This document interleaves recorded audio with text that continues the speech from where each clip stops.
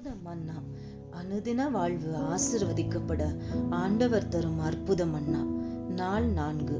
அப்பொழுது சிதேக்கியா ராஜா எரேமியாவுக்கு ரகசியமாக, நான் உன்னை கொல்லாமலும் உன் பிராணனை வாங்க தேடுகிற இந்த மனுஷர் கையில் உன்னை ஒப்புக்கொடாமலும் இருப்பேன் என்பதை நமக்கு இந்த ஆத்துமாவை உண்டு பண்ணின கர்த்தருடைய ஜீவனை கொண்டு சொல்கிறேன் என்றார்.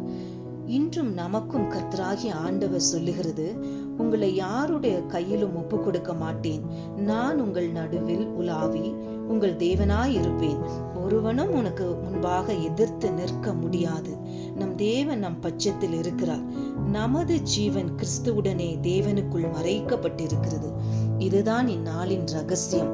உங்கள் ஜீவனை கிறிஸ்துவுக்குள் மறைத்துக் கொள்ளுங்கள்.